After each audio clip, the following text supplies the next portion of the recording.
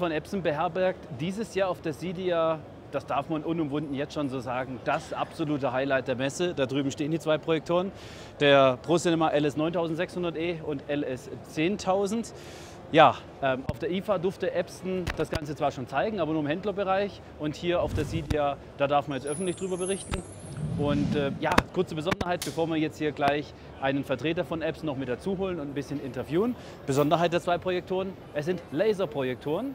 Das größere Modell hat sogar ein 4K-Shifting, ähnlich wie man das von JVC schon kennt. Und nachdem wir jetzt gleich noch mit dem Jason hier ein kleines Interview führen, werde ich Ihnen von meinen Eindrücken hier von der Demonstration berichten, die da hinten in diesem Heimkino stattfindet. Hollywood zu Hause. Heimkinogenuss in Vollendung. Absolutely, absolutely. So Epson has a number of really cool products coming out this year. Long-awaited 3LCD reflective projectors, but they do a step better than 3LCD reflective. This is our first 3LCD reflective line. As you know, we're the makers of 3LCD, but most of our projectors are transmissive 3LCD, so 3-chip 3LCD. These are the reflective style, and they are also dual laser light source. So they are, there's no lamp, 30,000 hour dual laser light source, which allows us to achieve, in combination with the 3LCD reflective, some pretty amazing stuff, including what we call absolute black contrast ratio. So really cool line of projectors. Why do you need two laser units? Well, so we have two lasers. One of them is splitting a couple of colors, and the other one is shooting blue. So, how do you do the splitting? You know, that's a good question, and I could probably give you someone more qualified than me to talk about it, and we have diagrams and so forth. But that's the engineer level, and I'm kind of more on the marketing side. So. Okay. Do you have any experience about the so-called sparkle effects on acoustically transparent fabrics, especially regarding the perforated ones?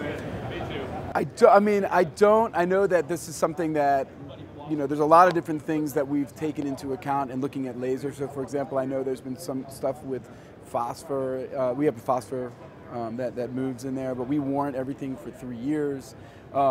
We haven't seen a lot of effect of acoustically transparent material having an issue with the laser. I mean, I think one thing to note is you may be referencing lasers that are very bright, that are used for commercial purposes or for very large theaters. This is really the world's first 3LCD home cinema projector that's laser. And what we've really focused on is lower light output, which is to say dedicated theater room light output, but really high cinema quality image. And I think the best way to really experience this is to see it, which of course isn't fair to your viewers, but it's pretty amazing, and I think the response we've been getting this week is amazing. Okay. What are the basic specifications for these projectors regarding the brightness, the contrast ratio? So there's two different models. There's a 1500 lumen model, so it's 1500 lumens of color and white light output, and then there's a 1300 lumen color and white light output. The 1500 lumen is the LS10000, so that's our top of the line piece, and the basic specs are kind of as follows. At 1500 lumens, we're quoting the contrast ratio as absolute black, and that's the reason for that is we used to use shutters with very high tolerance to create deep blacks and grayscale and so forth, but with the complete instant control of the laser, we can go to full black instantaneously, so it's really zero black or zero lumens in black is scenes. And so yeah, What about this one, 4K enhancement? Do you have some kind of similar 4K shifting like some other companies? It is. I mean, it's the foundation of it is a similar shift sort of technology, and obviously there's a tremendous number of algorithms and processing that makes ours, I think, Epson.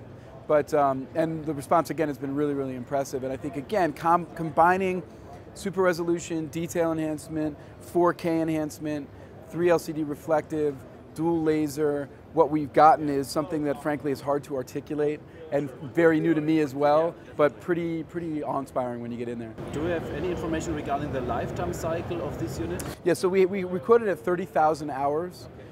That's in eco mode.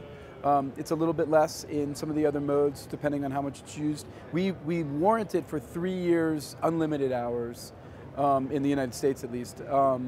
And that's our typical replacement warranty. So it has a problem, we overnight another one to you or 2 day, and you get another one. So it's really good bumper to bumper warranty. And yeah, so that's kind of how it works. We anticipate that at 30,000 hours, given the average usage, that's a very long lifespan. What about the noise of these projectors?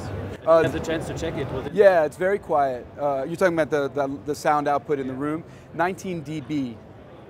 So that's actually a lot better than a lot of our other projectors. And that's in part because, you know, laser can run hot, but what we have in here is a copper piping in there, along with a really good fan, frankly. And what it allows us to get to is the lowest dB we've ever had. So 19 dB is the lowest we've ever achieved in a projector. I'm sure the chassis doesn't hurt either, it's quite large. Okay. Do you have any information about the possibilities regarding the color management? Do you have a 7-point color management? Since I think this one is very important due to the nature of laser or LED lamps. Yeah, so these are both, in terms of color management, one thing to know is that these are ISF, obviously, so they're THX and ISF, and they have a very wide color spectrum. So they can achieve a number of different, they can hit a lot of points, so DCI, Adobe RGB, and so forth. Yeah. I talk about the management of color in the menu. So I know that they are independent of each other. That's the only way you can get ISF certification. I'm not sure about anything beyond that. I wonder about the security of these devices. What happens if someone looks directly into the beam? This one is a laser. I have done it, not a good idea. I mean, not because it's going to kill you, but because it hurts a little bit. But there's a warning on there not to look directly into the beam, but it's not anything that, in my experience, is much worse than, frankly, looking at some of our light cannons. Yeah, I mean, frankly, we have 11,000 lumen projectors above me that when you look at those, they're not so great either. So avoid looking at the light of any projector directly. Yeah. What about the price and release date for the American market? The American market is basically fall, so sometime in the next couple of months.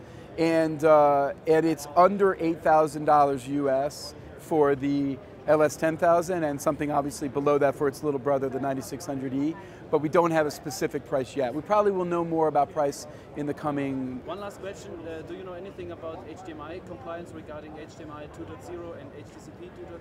Yeah, it's got HDCP 2.2 on one input, so the first input is HDCP 2.2. Well, that's quite interesting. Thank you so much for your information. All right, thank you very much, man.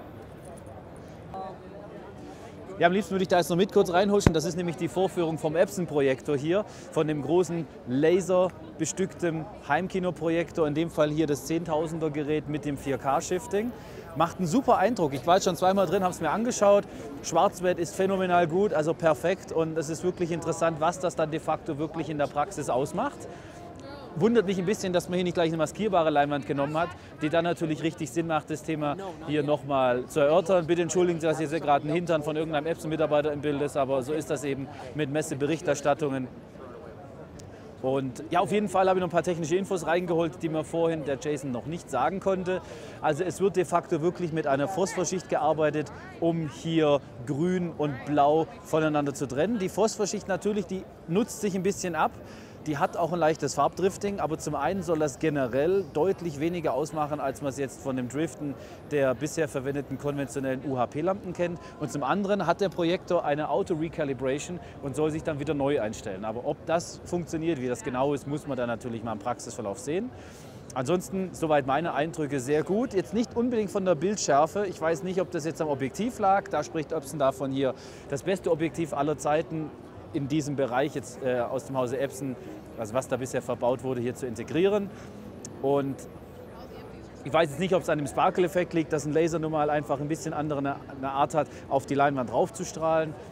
Aber das ist jetzt Makulatur, es war auch nicht wirklich unscharf, aber das ist so der Punkt, wo man natürlich dann schon merkt, dass es da trotz 4K-Shifting bei 4K, bei richtigen nativen 4K-Projektoren immer noch ein bisschen nach oben geht. Aber auf jeden Fall zeigt das den Weg, den Projektoren meiner festen Einschätzung nach in Zukunft einfach gehen müssen. Lasertechnologie ist angesagt und Epson hat nach jahrelanger Entwicklung diesen Sprung jetzt anscheinend sehr erfolgreich eingeleitet.